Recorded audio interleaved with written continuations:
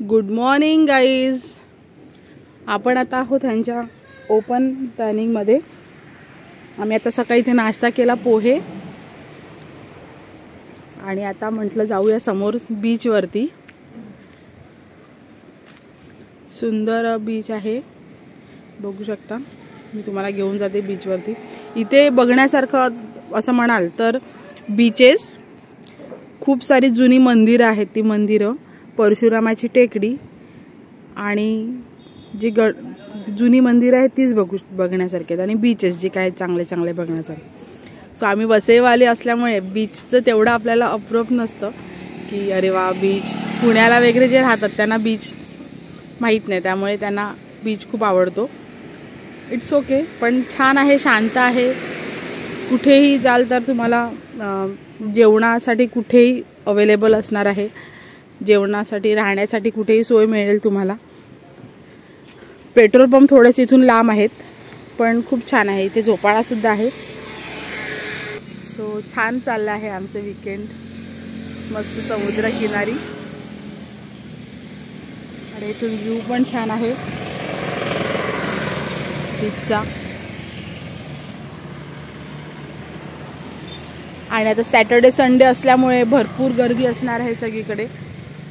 आणि त्यामध्येच आहे 31st. पण आम्ही 31stला इथे नाही आहोत. 31st आपला वसईमध्येच झाला पाहिजे. आजचा नाश्ता गरमागरम पोहे आणि आरवला फ्रेंच फ्राईज खायचे होते. सो त्यांनी हे होममेड असे फ्रेंच फ्राईज इन्स्टंट असे बनवून दिले आहेत, आपल्या घरच्या बटाट्याचे काप पाडून.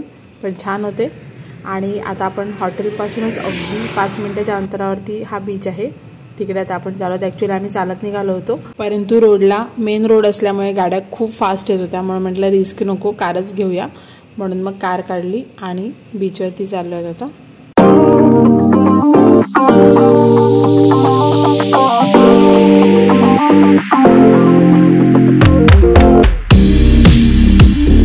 गाडी बीचच्या बाहेर पार्क करू शकता किंवा मध्ये घेऊन जाण्याची सुद्धा सोय आहे. सो आम्ही गाडी बाहेरच पार्क केली आणि बीचवरती आता आलो. आणि अनएक्सपेक्टेड होतं की इथे सुद्धा वॉटर स्पोर्ट्स असतील, परंतु इथे सुद्धा बऱ्यापैकी खूप सारे वॉटर स्पोर्ट्स होते. आणि डॉल्फिन बघण्यासाठी जाण्याची बोटसुद्धा होती. परंतु आरव छोटा असल्याकारणाने आम्ही ती रिस्क घेतली नाही, कारण समुद्राच्या खूप मध्ये घेऊन जातात आणि डॉल्फिन बघण्याचे किंवा दिसण्याचे चान्सेस जे आहेत ते 50% किंवा नाही, कधी कधी नाहीच सुद्धा असतात. ते काय सांगू शकत नाही, डॉल्फिन दिसतील पण नाही पण. परंतु म्हणून आम्ही ते डॉल्फिन बघण्याचं स्किप केलं. सो आरवला समुद्र बघून खूप आनंद झाला होता, तर म्हटलं चला काहीतरी 1-2 राईड पण त्याच्याबरोबर करूया. म्हणून इथे गाड्या होत्या, सो त्याच्याकडून राईड करून घेतली. म्हणजे आरवसुद्धा खुश झाला.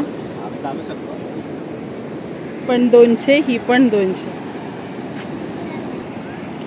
भारी अशी मॉडिफाय केलेली आहे बाईकचं इंजिनने. मॉडिफाय गाडी.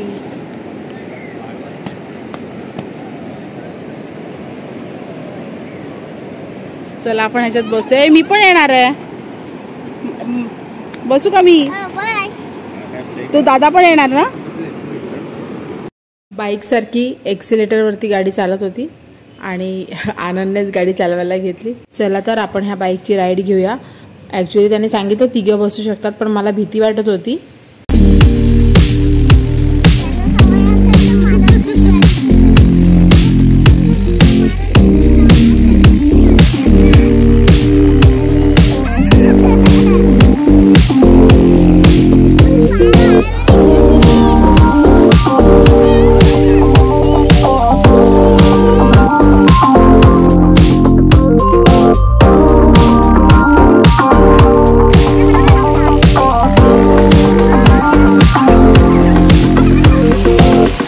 दापोलीमध्ये आल्यापासून बऱ्याच वेळा मला बैलगाड्या दिसल्या. इथे सुद्धा तुम्हाला बैलगाडी राईड करता येईल जर तुम्हाला करायची असेल तर बीचवरती. आणि बीचमध्ये मध्ये मध्ये ना दगड होते, त्यामुळे खूप छान वाटत होतं. इथून तुम्ही फोटोसुद्धा खूप छान क्लिक करू शकता. सो आरवने मस्तपैकी एन्जॉय केलं खूप सारं पाण्यामध्ये आणि वाळूमध्ये. पण खूप छान प्लेस होती आणि मेन म्हणजे गर्दी कमी होती ह्या बीचवरती. आधीची व्हिडिओ तुम्ही बघितली असेल तर त्या बीचवर आपण मुरुड बीचवरती गेलो होतो आणि तिथे भरपूर गर्दी होती. हा बीच खूप छान होता, शांत आणि कमी गर्दीचा. हे बघा आरव छान असा ओम नमः शिवाय बोलत बसला आहे पाण्यामध्ये आणि त्याने खूप धमाल केली आणि खूप सुंदर वाटत होता. छोटे असो किंवा मोठे सगळ्यांनाच समुद्रावरती आवडतं.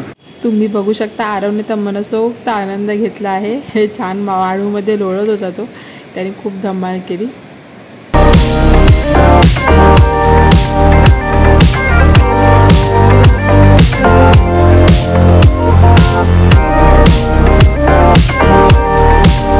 ह्या बीचवरती सुद्धा तुम्हाला बऱ्याच साऱ्या ॲक्टिव्हिटीज बघायला मिळतील.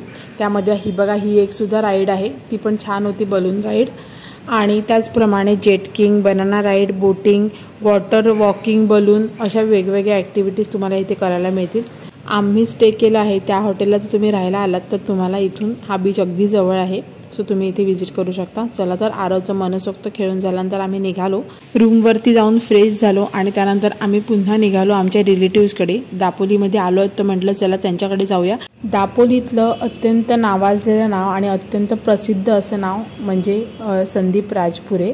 दापोलीतील रामराज्य कॉलेजचे CEO आहेत. त्याचप्रमाणे रत्नागिरीतील सुद्धा रामराज्य कॉलेज आहे त्यांचं. त्याचप्रमाणे दापोलीमध्ये बरेच सारे स्कूल्स आहेत. त्यांनी आम्हाला लंचसाठी इन्व्हाइट केलं होतं, पण मी तिकडचे काही व्हिडिओ शूट केले नाही, परंतु मी त्यांच्याबरोबर काढलेले काही फोटोज इथे शेअर करत आहे. यांना भेटण्याचा अनुभव खूप छान होता. यांचं व्यक्तिमत्व म्हणजे अगदी डाऊन टू अर्थ माणसाने असं असावं. आम्ही आता रिलेटिव्सकडून निघालो आहोत. भरपूर वेळ घेतला त्यांचा आणि आता आपण चाललो परशुराम टेकडीला. परशुराम टेकडीला जाण्यासाठी आपल्याला दापोलीमध्ये यावं लागतं आणि तिकडून अर्धा तासाचं अंतर आहे परशुराम टेकडी. आणि हे सुद्धा टेकडीवरच आहे. परशुराम हे ब्राह्मण कुळातील भगवान विष्णूचा 6वा अवतार आहे असे समजले जाते. आणि असं म्हटलं जातं की परशुरामाने कोकणाला बाण घातलाय म्हणून कोकणामध्ये कधी पूर येत नाही. चला तर तुम्हाला दाखवते ते कुठे आहे. हॅलो गाईस, आता आपण परशुराम टेकडीला पोहोचलात, तर चला मी तुम्हाला दाखव. आरवची इच्छा होती शूट करायचं म्हणून आरवने मोबाईल घेतला हातात, परंतु आता मी तुम्हाला दाखवते. हे बघा हा इथे गेट आहे, अगदी टेकडीवरती आहे आणि स्कूल्सच्या पिकनिक्स वगैरे भरपूर आले आहेत इथे, त्यामुळे बसेस पण खूप बाहेर लागले आहेत. त्यानंतर ही एंट्री आहे आणि इकडून हे खाली असं परशुरामांची ही टेकडी जी आहे ती बनवली आहे. हे बघा छान सुंदर वातावरण होतं आणि संध्याकाळची वेळ होती त्यामुळे सुंदर वाटत होतं. बाजूला छान धुकं दाटून आलं होतं. पृथ्वी बनवली आहे आणि पृथ्वीच्या वरती परशुराम उभे आहेत, अशी ही परशुरामाची भूमी बनवली आहे. आणि ही जी पृथ्वी दिसत आहे हे ॲक्च्युअलमध्ये आहे मंदिर. ह्याच्यामध्ये ओपन आहे आणि आपण इथे एंट्री करू शकतो. चला तर आता आपण मध्ये जाऊया, मी तुम्हाला मध्ये घेऊन जाते. खूप सुंदर आणि अप्रतिम आहे मधलं क्लायमेट. तुम्ही जर कधी आलात दापोलीला तर नक्की इथे व्हिजिट करा. म्हणजे तिकडची जी शांतता आहे ना ती अनुभवणं गरजेचं आहे. इतकी सुंदर शांतता होते. बघा पाठीमागून हा एंट्रन्स आहे आणि इकडे ॲक्च्युली शूट करायला बंदी होती, पण मी त्यांची परमिशन घेऊन शूट केलं आहे. मध्ये पूर्ण आकाश पेंट केलं आहे त्यांनी, हे बघा, आणि पूर्ण असं झाडं पेंट केली आहेत.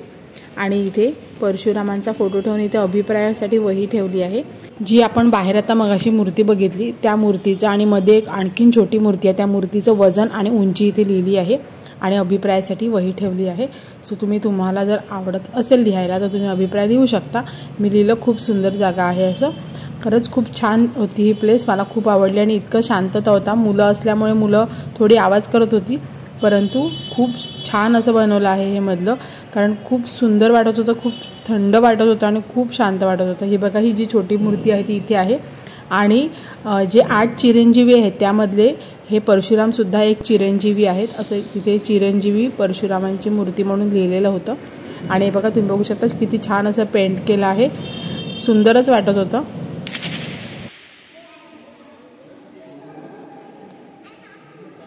आम्ही आता चाललोय लाडगर बीचला. आता आपण परशुराम टेकडी बघितली, तिकडूनच एक चंडिका देवीचं मंदिर आहे आणि ते गुहेमध्ये आहे, पण तिकडून ते 22 किलोमीटर दाखवत होतं म्हणून आम्ही तिथे नाही गेलो. तर आता आम्ही चाललोय लाडगर बीचला आणि इथे ना ही गाव आहे, त्या गावातनं जातो आणि छान कोकणी घर आहे तिथे. हे काय छान अशी कौलारू टुमदार घर आहे तिथे कोकणातली. इथे ना पूर्ण डोंगर आहे आणि हा रस्ता डोंगराचाच आहे, एकदम एकच गाडी जाईल असा रस्ता आहे. गाडी हळू चालवा, समोरून दुसरी गाडी आली तर जाऊ शकत नाही, इतका छोटा रस्ता आहे. आणि असं वाटेल की अरे पूर्ण डोंगरावर आहोत आपण आणि इथे कुठला बीच आला. तर इथे पुढे बीच आहे. 3 किलोमीटर सांगितलेलं मधून, अजून 3 किलोमीटर काय झालं नाहीये आणि पूर्ण डोंगरच डोंगर आहेत बाजूला. आपण आलो आहोत लाडघर बीचला. सगळे बीच ऑलमोस्ट सारखेच आहेत, त्यामुळे वेगळ्या वेगळ्या बीचला फिरायची काही गरज नाहीये. पण इकडच्या बीचचं एक सौंदर्य असं आहे की इकडच्या सगळ्या बीचला ना छान असे डोंगर लाभलेत.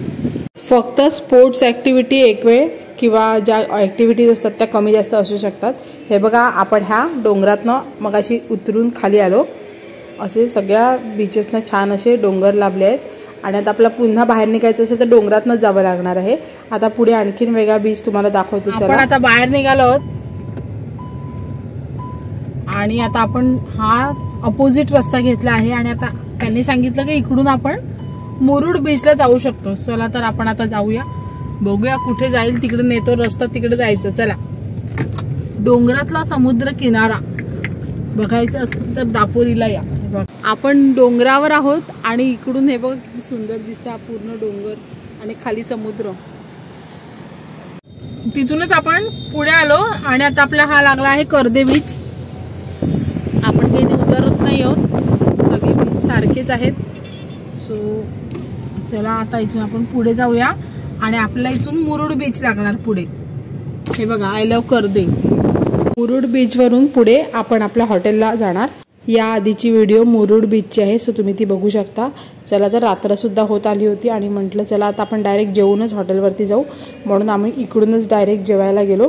आपण ज्या रूटने आलो तो डायरेक्ट हे बघा मुरुड बीचवरती आपल्याला आता पोहोचलो आहोत आपण. इकडून जर तुम्ही लेफ्ट घेतला तर मुरुड बीच आहे आणि इकडून राईट घेतला तर आपण आपल्या हॉटेलला पोहोचणार, म्हणजे हरणे बीच जवळ. दापोली खूप सुंदर आहे. आता आपण नेक्स्ट व्हिडिओमध्ये आपण निघणार आहोत, त्याचा मी व्हिडिओ टाकेल. आणि परंतु इथे एक प्रॉब्लेम आहे, तो म्हणजे नेटवर्कचा. नेटवर्क नाही आहे इथे. दुसरं खूप सुंदर आहे आणि नेटवर्क फ्री. कधी जर तुम्हाला राहायचं असेल तर तुम्ही नक्की दापोलीला व्हिजिट करा. आणि कालच्याच हॉटेलला जेवायला गेलो होतो. कुठल्या हॉटेलला जेवायला गेलं हे बघण्यासाठी पहिला माझा जो ब्लॉग आहे तो बघू शकता. आणि इकडची फेमस थाली घेतली होती आणि आरवला इतकी झोप आली होती की गाडीतच झोपला. चला तर गाईज, शेवटचा ब्लॉग नक्की बघा आणि तो शेवटचा असणार आहे. तो 2 दिवसात अपलोड होईल. आणि जर तुम्हाला असेच माझे ब्लॉग बघायला आवडत असतील तर चॅनलला नक्की सबस्क्राईब करा. Thank you so much for watching. Bye bye.